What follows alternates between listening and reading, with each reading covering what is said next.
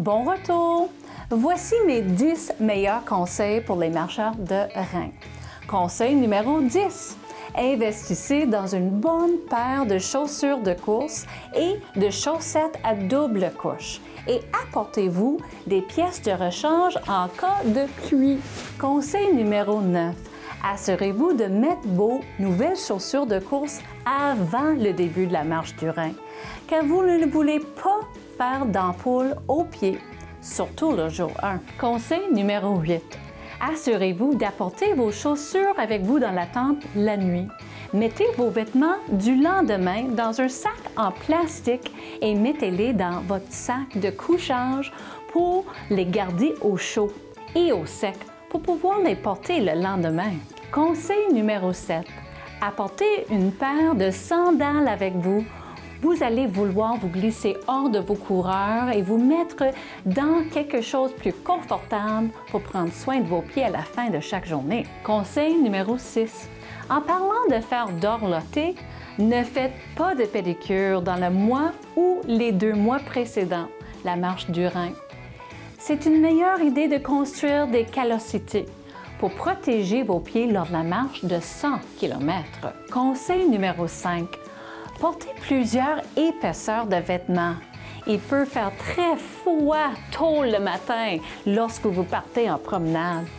Mais à mesure qu'il se réchauffe, vous aurez envie de retirer des couches de vêtements. Pas de souci, il suffit de mettre les vêtements supplémentaires dans des sacs et ils seraient ramenés au camp pour vous. Conseil numéro 4. Prenez du temps la veille pour organiser vos vêtements pour le lendemain.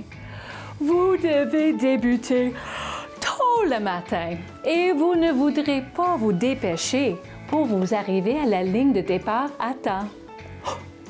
Conseil numéro 3. Quand vous êtes sur la route, maintenez les pauses dîner à 30 minutes au maximum.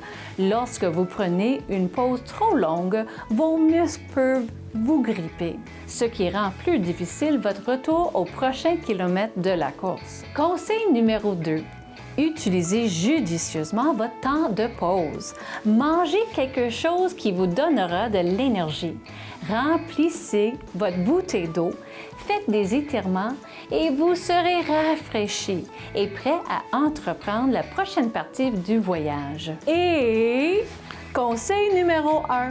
Visitez kidneymarch.ca et la page Facebook de l'entraînement de la marche du Rhin. Vous y trouverez d'excellents conseils pour la marche et la collecte de fonds.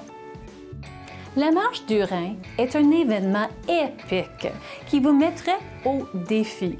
Alors, ne vous découragez pas si vous ne complétez pas les 100 km. Le long de la route, prenez le temps de profiter du magnifique paysage, rencontrez d'autres marcheurs et surtout, amusez-vous. Alors pourquoi pas y passer?